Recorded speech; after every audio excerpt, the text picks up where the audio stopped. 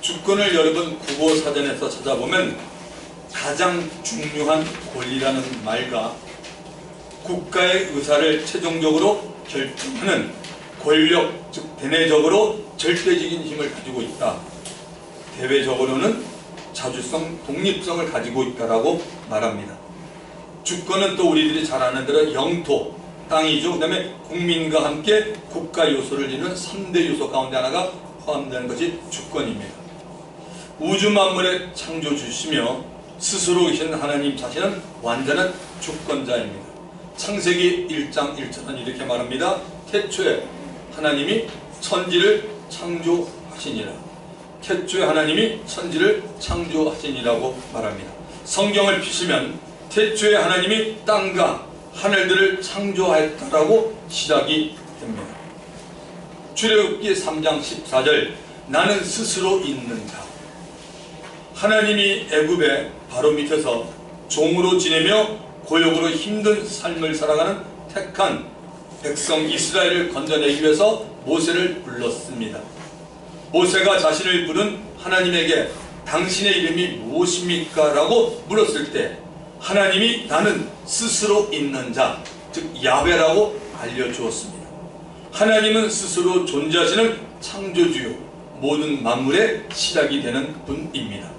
로마서 11장 36절에도 이렇게 말합니다. 이는 만물이 주에게서 나오고 주로 말미암고 주에게로 돌아갑니다. 그에게 영광이 세세 있을지어다. 아멘.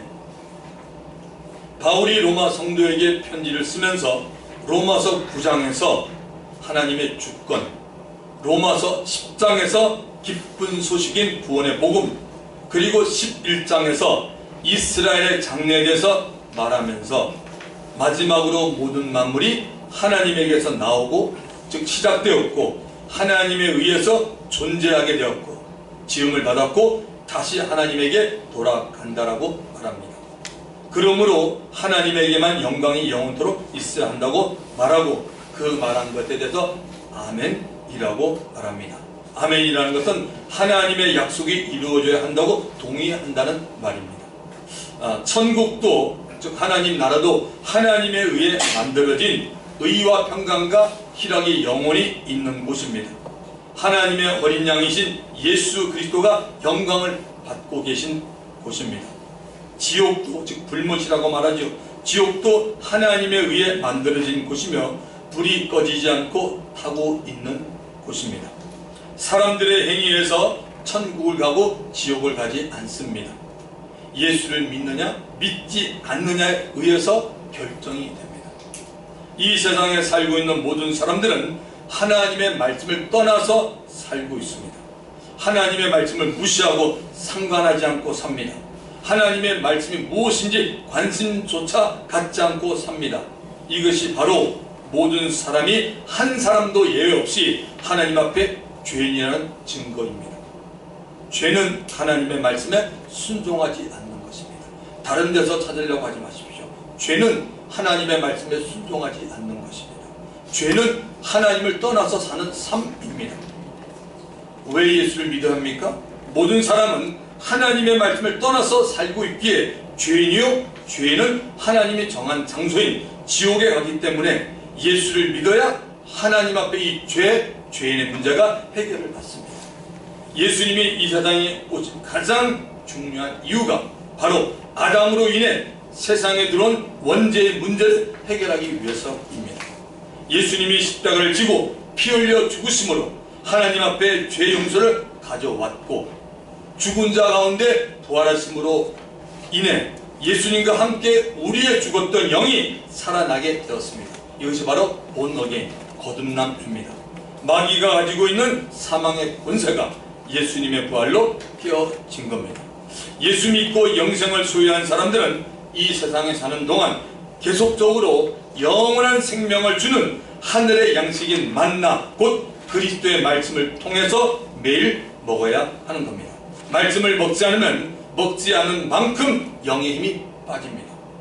영의 힘을 더욱 힘있게 해주는 방법이 기도입니다. 말씀을 먹고 기도를 늘 하면 영적인 힘이 점점 커져서 육신의 것을 물리치고 따라가지 않을 수가 있게 됩니다. 말씀을 먹지 않고 기도하지 않으면 그리스도인이라도 세상 사람과 비교해 볼 때 거의 차이가 나지 않습니다. 생각하는 것과 말하는 것이 믿는가 답지 못하다는 겁니다. 왜 그럴까요? 말씀과 기도가 부족해서 그런 겁니다. 자, 본문 14절의 말씀을 가보겠습니다. 그런즉 우리가 무슨 말을 하리까 하면 하나님께 불의가 있느냐? 그럴 수 없느니라.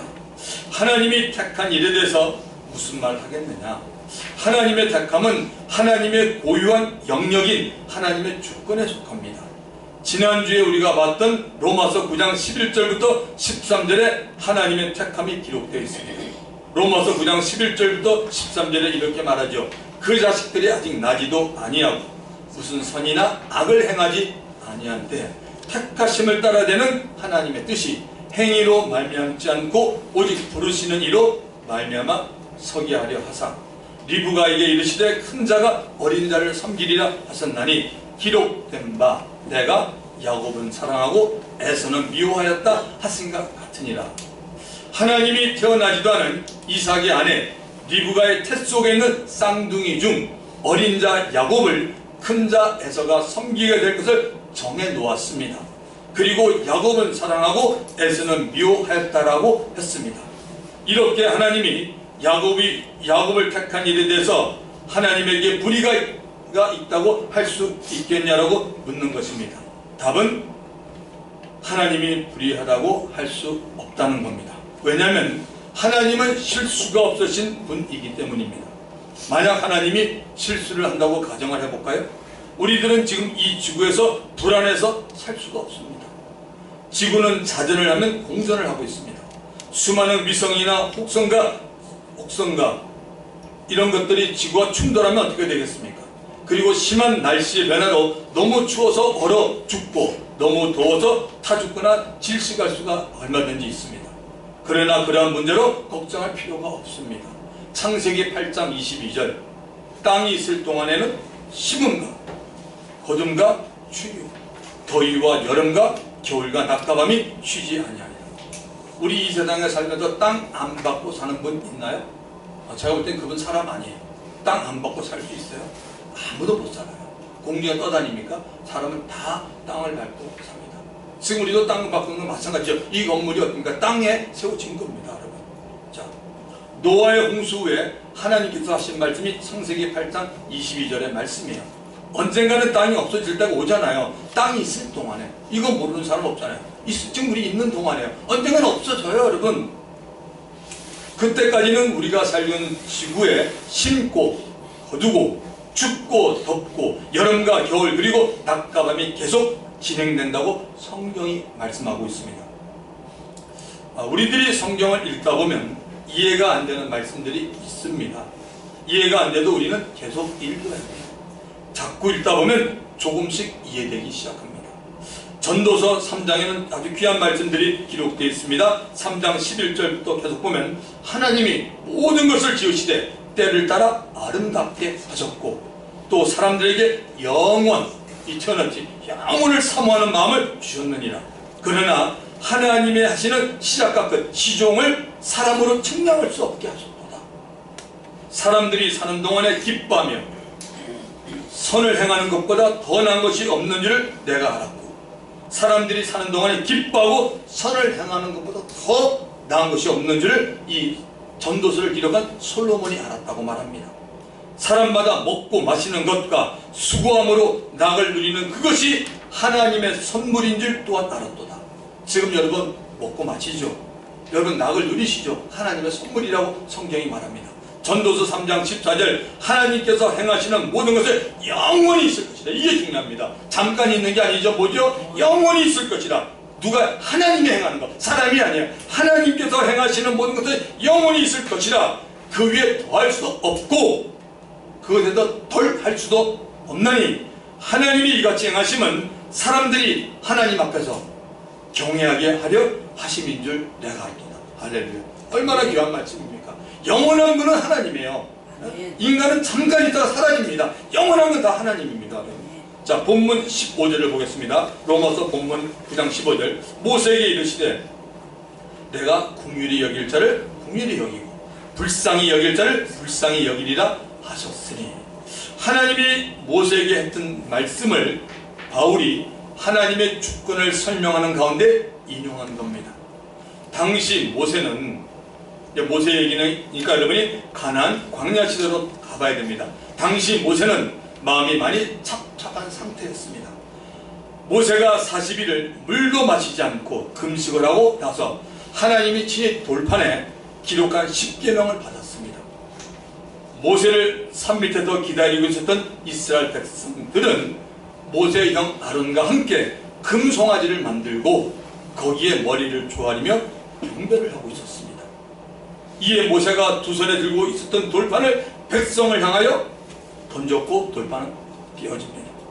이런 상황에서 하나님이 모세에게 이렇게 말합니다. 모세야, 너는 내가 애굽 땅에서 인도하여 낸 내 백성과 함께 여기를 떠나 내가 아브라함과 이삭과 야곱에게 주기로 맹세한 땅, 즉 가나안으로 올라가라고 말합니다.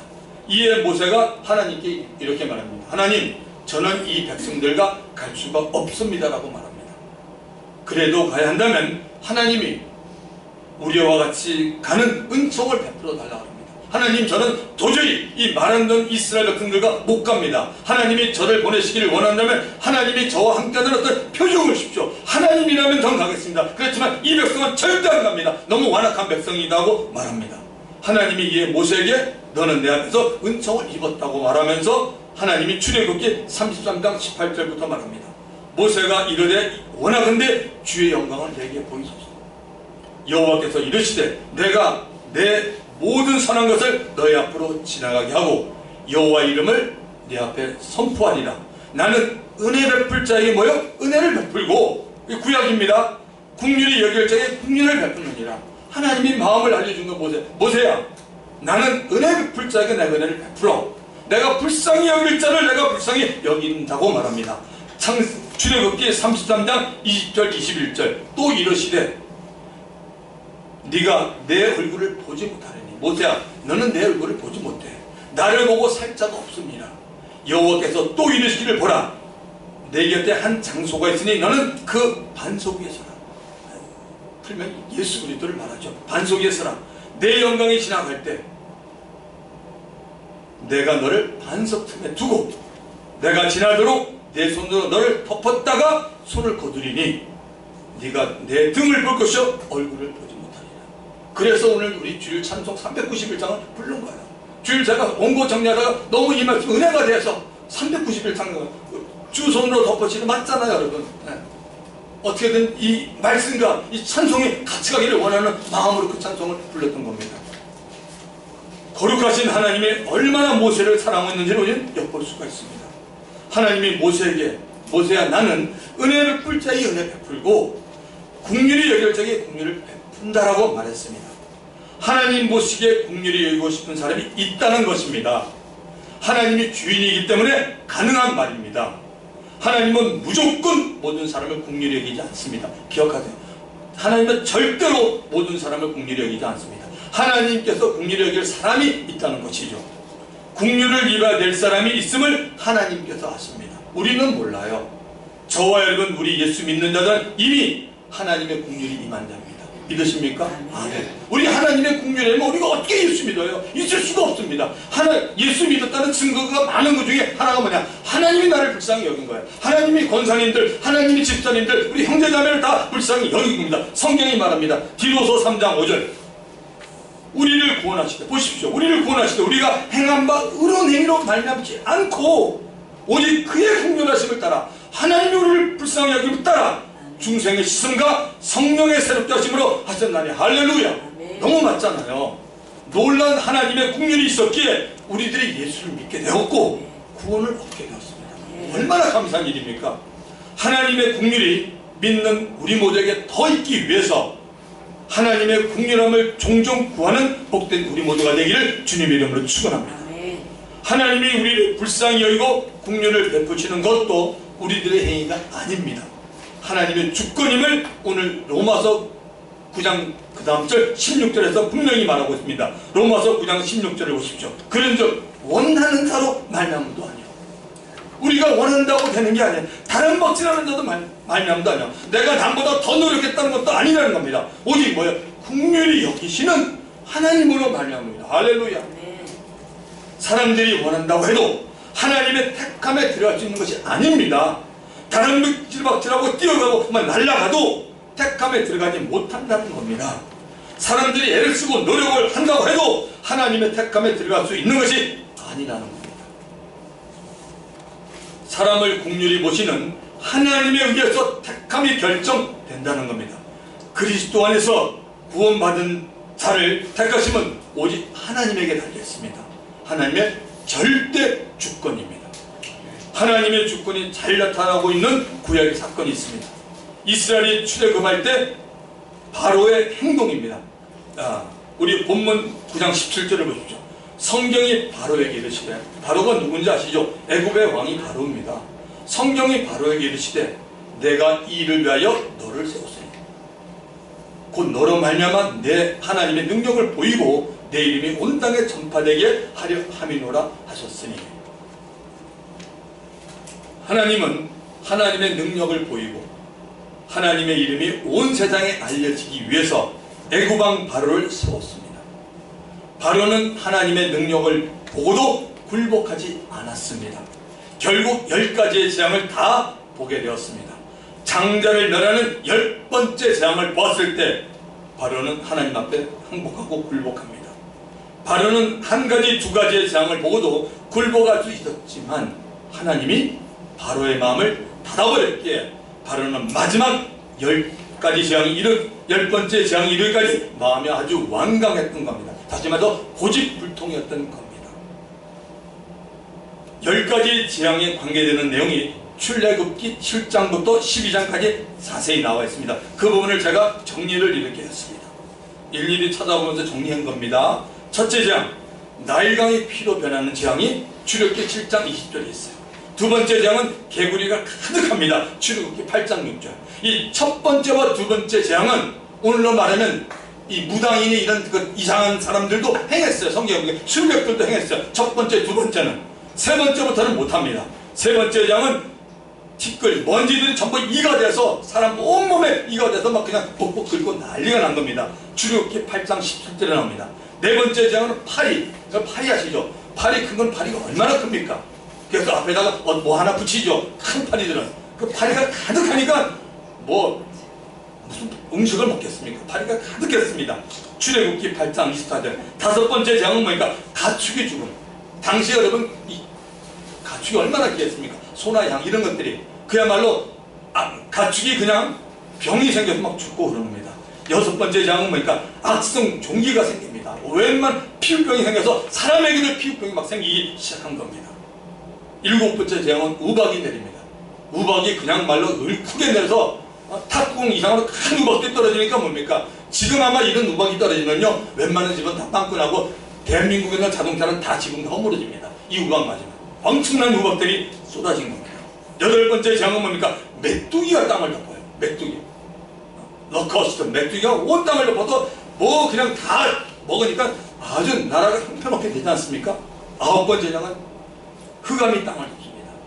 3일 동안 깜깜합니다. 가끔 우리 그런 거 있잖아요. 정말 어떤 동네에 불이 나가지고 한 1, 2분만 나가보세요. 정신이 없잖아요. 근데 여러분 하루가 아니라 대한민국 전체가 깜깜, 전 세계가 깜깜. 1, 2분이 아니라 뭐요? 3일 동안. 애국 나라가 3일 동안 깜깜했습니다. 하나님이 하신 겁니다. 마지막 재앙이 뭐죠? 장자의 죽음. 바로 왕의 장자도 죽었고 그 애굽의 여종들의 맷돌 가는 종들의 장자, 다 장자가 없는 사람이 어디 있어요? 한 사람 있는 사람이 장자고 10명에도 장자가 있잖아요. 장자가 다 죽었습니다. 자, 하나님이 애굽의 재앙을 일으키기 전에 하나님이 모세에게 이런 상을 알려줍니다. 하나님이 이걸 하기 전에 모세에게 이렇게 말합니다. 한번 들어보실래요? 출애굽기 7장 2절. 모세야, 내가 너에게 명령한 바를 너는 너의 형 아론에게 말하고 그는 바로에게 말하여 그에게 이스라엘 자손을 그 땅에서 내보내게 할지니라. 왜냐하면 이스라엘 자손이 지금 애굽왕 바로 밑에 묶여 있어요. 출애굽기 7장 3절. 내가 하나님이 바로의 마음을 그저 완악하게 하고 내 표징과 내 이적을 애굽 땅에 많이 행할 것이나 출애굽기 7장 4절 바로가 너희 말을 듣지 아니할 터인즉 내가 내 손을 애굽에 뻗쳐 여러 큰 심판을 내리고, 지금 우리 10가지 재앙이 있잖아요. 그 내리고 내 군대 내 백성 이스라엘 자손을 그 땅에서 인도하여 낼지라. 이 말씀을 하신 후에 재앙이 시작되고, 바로의 마음은 재앙을 볼 때만 이스라엘을 내보내겠구나라고 생각하지만 하나님이 바로의 마음을 완강하게 강팍하게 하심으로 바로는 10가지의 재앙을 다 만나게 됩니다. 출애굽기 7장 22절에 보면 바로의 마음이 완악하여 그들의 말을 듣지 아니하니 여호와의 말씀과 같더라. 이 내용이 참 많이 나옵니다. 출애굽기 7장 13절, 8장 15절, 19절, 31절, 출애굽기 9장 12절, 35절, 출애굽기 10장 20절, 27절, 출애굽기 11장 10절. 그만큼 많이 나온다는 겁니다. 이 바로의 마음이 완악하여 그들의 말을 듣지 않으니 여호와의 말씀과, 그러니까 하나님의 말씀은 정확하게 다 이루어진다는 겁니다. 거의 4번 재앙을 만나고 난 후에 바로의 마음이 완악하고 고집스러운 쓸데없는 오기의 사람으로 점점 변하고 있었습니다. 하나님이 바로의 마음을 완악하게 했기 때문입니다. 여러분, 신앙생활 할 때 우리도 마찬가지예요. 사람한테 지킬 수 있어요. 저도 뭐 겉으로는 안 났지만 저도 여러분에게 지킬 수 있어요. 어떻게 쓰는지 모르겠어요.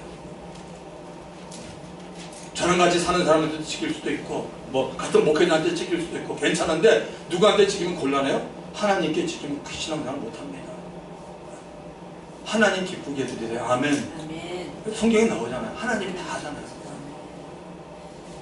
하나님께 쓰임 잘 받고 하나님을 사랑하는 사람은 마귀 겁 안 내요. 근데 하나님을 겉으로 섬기는 것 같지만 진짜 안 섬기는 사람들은요, 일만 터지면 두려워합니다. 신앙생활 참 중요하잖아요. 하나님이 바로의 마음을 완악하게 했기 때문입니다. 출애굽기 9장 16절 하나님이 말합니다. 내가 너를 세웠으니 나의 능력을 너에게 보이고 내 이름이 온 천하에 전파되게 하려 하였습니다. 바울이 로마서 9장에서 하나님의 택감과 주권에 대하여 출애굽기 지금 말씀드린 사건을 인용해서 설명한 겁니다. 하나님의 주인 되심을 그저 막연하게 나의 생각이나 논리로 따지는 것이 아닙니다. 성경 말씀 안에서 우리 각 사람이 하나님을 만나고 그 하나님의 주권을 만나야 합니다. 요한계시록 3장 7절에 이렇게 말합니다. 빌라델비아 교회 사자에게 편지하라. 아시아 7교회 가운데 6번째 교회가 빌라델비아 교회입니다. 편지하라. 거룩하고 진실하사 다윗의 열쇠를 가지시니 곧 열면 뭐요? 닫을 사람이 없고 닫으면 열 사람이 없는 그가 이러시네. 이스라엘의 타락이 가장 심했던 아방 시대에 하나님이 하늘을 닫고 비를 3년 동안 주지 않았습니다. 가뭄과 흉년으로 인해 당시 사람들의 삶이 심각하게 이르렀습니다. 이때 하나님이 디센 사람 엘리야를 불러서 하나님이 살아있음을 드러내었습니다. 엘리야는 기도로서 하늘을 열고 비가 오게 한 사람으로 기도의 능력자로 그 이름이 알려졌습니다. 여러분, 지금은 은혜 시대입니다. 지금은 교회 시대입니다. 지금은 성령 시대입니다. 곧 성령의 역사라는 시대입니다. 영적인 은혜의 문이 열려 있습니다. 하나님이 열어놓고 있는 것입니다. 머지않아 이 은혜의 문을 하나님이 닫습니다. 그때는 그 누구도 이 은혜의 문을 열지 못합니다. 하나님이 은혜의 문을 닫았기 때문입니다. 영적인 은혜의 문이 닫히면 예수를 믿고 싶어도 믿을 수 없게 됩니다. 7년 대환란 때 반드시 이런 일이 생깁니다. 지금 우리는 은혜 시대입니다. 지금이라도 깨어서 예수 더 잘 믿는 저 여러분 얘기를 주님의 이름으로 부탁합니다. 네. 자, 본문 18절을 가보겠습니다. 로마서 9장 18절. 그런즉 하나님께서 하고자 하시는 자를 긍휼히 여기시고 하고자 하시는 자를 완악하게 하시느니라. 가끔 제 자신이 어떤 사람을 보면서 이해가 안 될 때가 있습니다. 이거는 지금 여러분만 녹화하는 게 아니라 제가 예수 믿고 난 후에 제가 목회자 되기 전부터 상당히 오래됐지 않았겠습니까? 그때부터 이해가 안 될 때가 있다는 거죠. 사람들 눈에 보이지 않게 신앙생활하는 사람들이 어디에나 있어요. 사람들 눈에 보이지 않게 신앙생활하는 사람들이 있습니다. 별로 열심히 신앙생활 하는 것 같지 않은데도 꾸준히 하는 분들입니다. 늘 제자리에 있고 맡은 일에 대해서 힘이 들더라도 말없이 해내는 분들이 계십니다. 대개 이런 분들이 하나님께 복을 받고 있습니다. 자녀와 가정과 사업의 복을 받습니다. 반대로 열심은 있고 부지런히 신앙생활 하는데도 복을 받지 못하는 분들이 있어요. 왜 그럴까요? 하나님의 주권과 은혜 때문입니다. 하나님의 주권과 은혜 가운데 있는 사람들의 공통점은 어떤 경우에도 뭐예요? 순종을 한다는 겁니다. 여러분 복 받고 싶으세요? 순종해요. 제가 아무리 외쳐도 여러분이 복 받는 게 아니에요. 저는 중간 역할만 하는데 정말 우리가 순종하면 하나님이 복을 주십니다. 순종은 쉬운 것 같지만 쉽지 않습니다. 순종은 하나님이 말씀한 그대로 하는 행동입니다. 우리는 그렇게 안 사는데 우리가 습관이 된 사람들이에요. 내 생각, 내 멋대로, 내 고집, 우리 가문, 뭐 이래가지고 배운 거 다 그렇게 하는 게 너무나 몸에 밴 사람들이에요. 내 안에 자아가 살아있는 그리스도인이라면 그 자가 없어지기까지는, 깨어지기까지는 시간이 많이 걸립니다. 물론 사람에 따라 다릅니다. 자아는 나의 고집을 잘하고 나의 아집, 나의 생각들, 이런 자아는 연단을 통해서 깨어지기 때문입니다.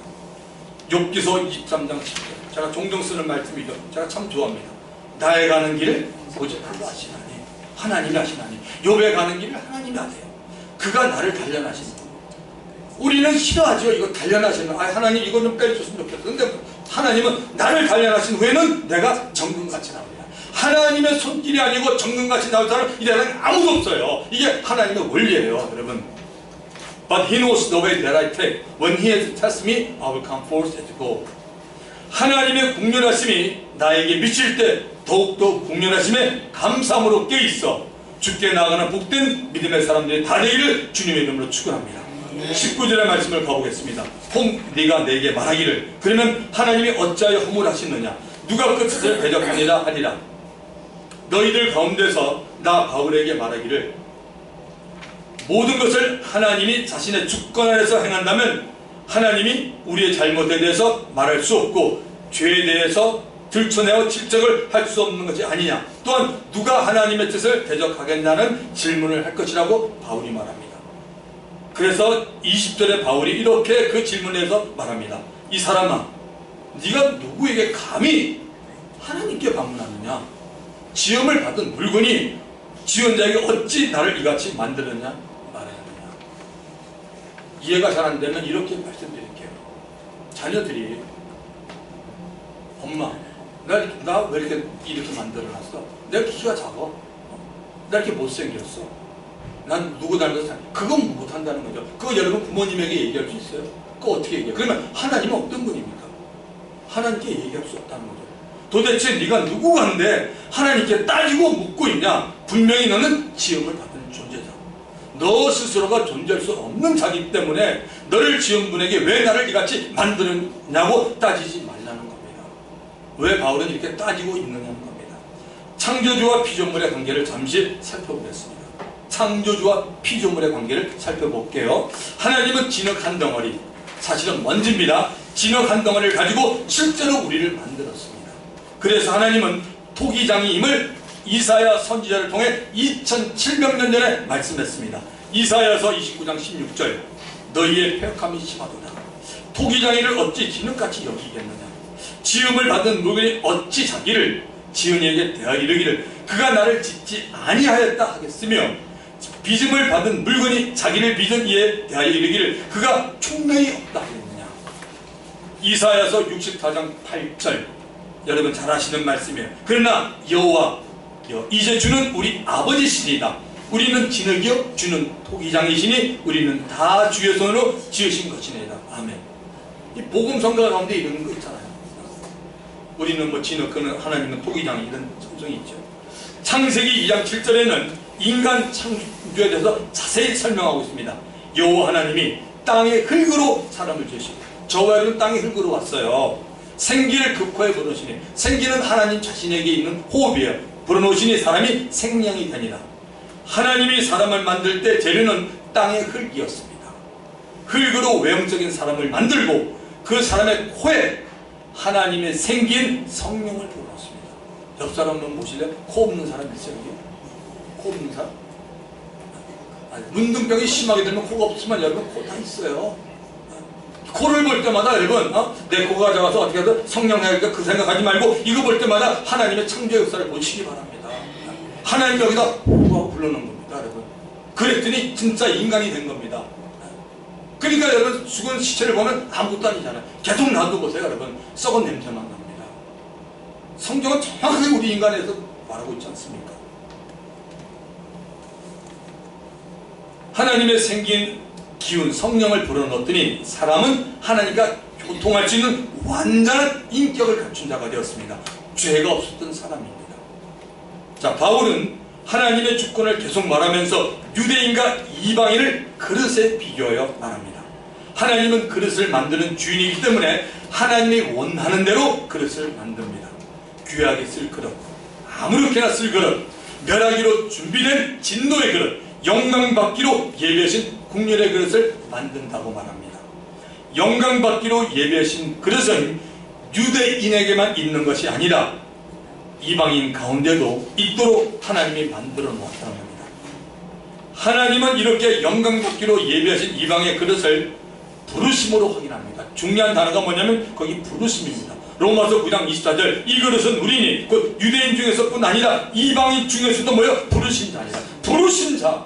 누가 불러요? 하나님의 부르신 자. 우리 로마서 8장에서 얘기 많이 했잖아요. 8장 29절 30절 31절 30절 전부 다 부르신 하나님이 부르지 않으면 예수 못 믿어요. 여러분 이거 믿으셔야 돼요. 이 하나님이 이렇게 했다고요. 여러분 부르신 자. 그러니까 뭡니까? 결국 예수 안 믿다가 이 땅에 삶을 마친 사람 뭐죠? 하나님이 안 부른 겁니다. 사람 원망할 필요가 없어요. 그거는 우리의 생각이 아니에요. 우리 그냥 하나님께서 하시는 일입니다. 이러한 사실로 볼 때 예수 믿게 된 우리들은 이미 뭐요? 하나님이 영광 밖에서 예배해 놓으신 그릇임을 분명히 우리는 알고 있습니다. 왜? 우리 믿었잖아요. 보십시오. 이방인도 부르신다. 부르니까 뭡니까? 우리가 예수님을 믿고 예수 믿어야 우리가 의롭다 하심을 받잖아요. 그게 바로 구원받은 겁니다. 자, 디모데후서 20장 21절에 이렇게 말합니다. 사도 바울이 큰 집에는 하나님의 집이 있죠. 금그릇과 은그릇뿐 아니라 나무그릇과 실그릇도 있어 귀하게 쓰는 것도 있고 천하게 쓰는 것도 있나니 그러므로 누구든지 이런 것에서 자기를 깨끗하게 하면 귀 쓰는 그릇이 되어 거룩하고 주인의 쓰심에 합당하여 모든 선한 일에 준비함이 되리라. 주인 쓰시기에 합당한 그릇들로 빚어가려면 우리 각 사람이 이제는 자기를 깨끗하게 해야 합니다. 자기를 깨끗하게 하려면 진리인 하나님의 말씀을 옳게 분별하고 붙들고 있어야 합니다. 그리고 하나님 보시기에 불의한 일, 하나님 보시기에 나쁜 일에서 떠나야 합니다. 불의한 일을 행하는 자의 곁에 가지도 마십시오. 이 사람이 하나님 보시기에 합당한 그릇이 됩니다. 하나님이 지상 만민 가운데 이스라엘 나라를 택했습니다.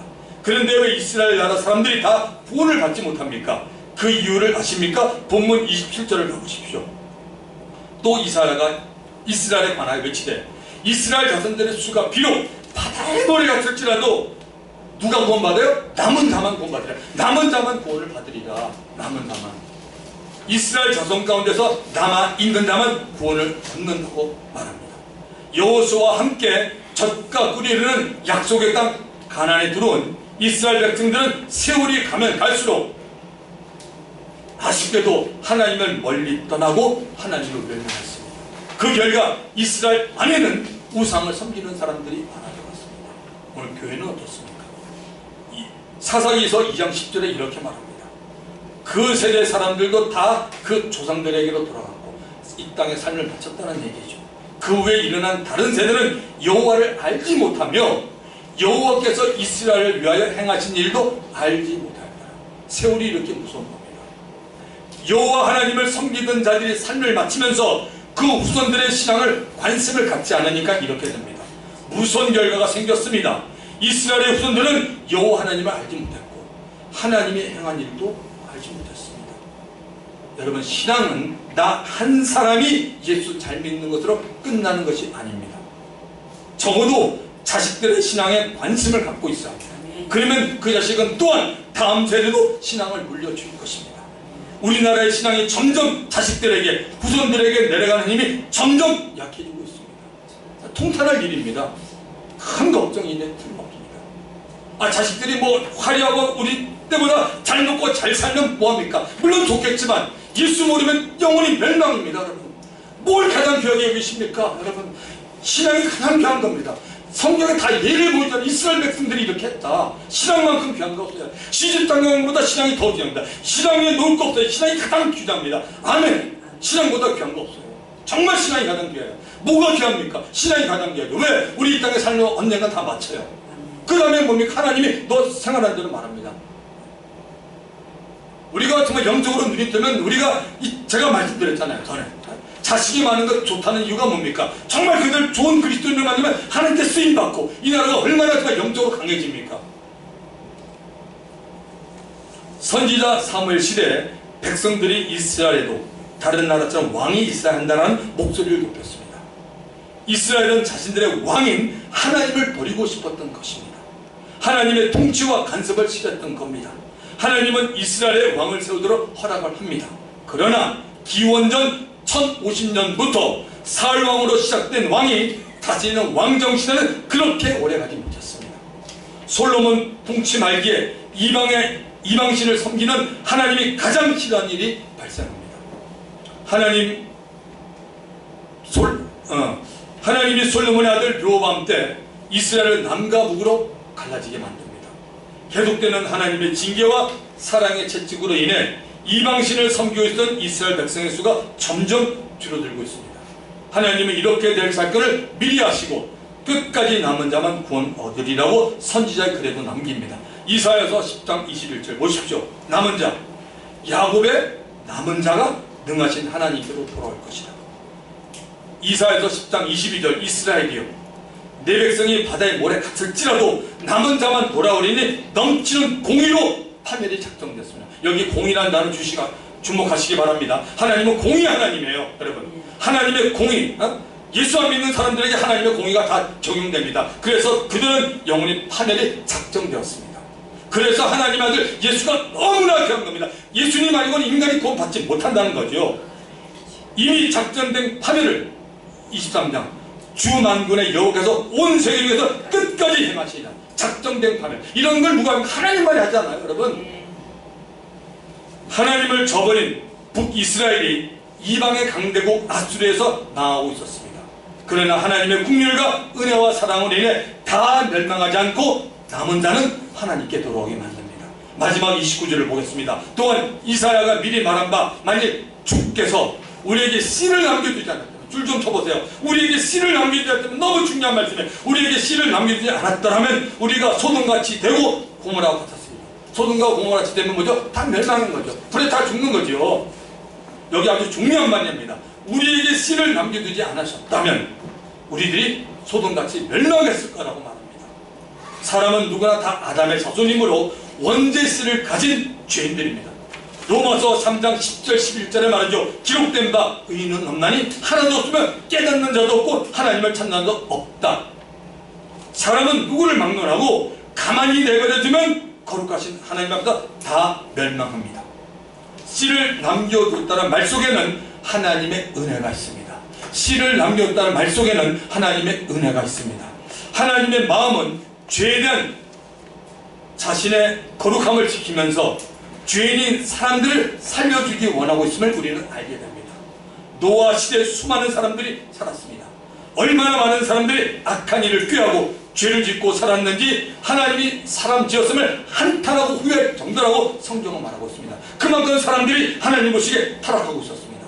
그런 와중에 하나님은 일방적으로 노아와 그 가족들에게 은혜를 베풀어 줍니다. 창세기 6장 8절 그러나 노아는 여호와께 은혜를 입었더라. 그러나 아무개는 여호와께 은혜를 입었더라. 하나님이 은혜를 노아에게 주었습니다. 왜 하나님이 오직 노아에게만 은혜를 줬는지는 알 수 없습니다. 하나님의 주권에 속합니다. 노아에 대해서 알 수 있는 것은 한 가지, 그가 하나님과 동행했다는 사실입니다.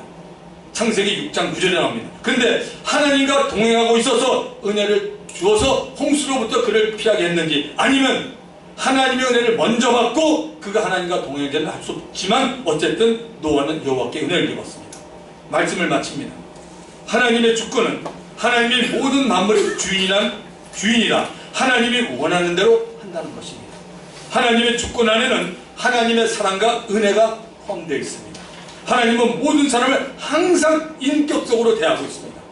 하나님의 주권으로 인해서 저와 여러분들도 예수 그리스도 안에서 택함을 받은 영광스러운 하나님의 자녀들입니다. 우리들이 받은 구원과 사랑과 은혜를 뺏어갈 자가 아무도 없습니다. 우리 모두가 하나님의 주권을 정말 이해하고 인정하는 지혜로운 분들이 다 되기를 주의 이름으로 축원드립니다. 이 시간 말씀을 기억하면서 주님 한 번으로 통성이 납니다. 주여 아버지 하나님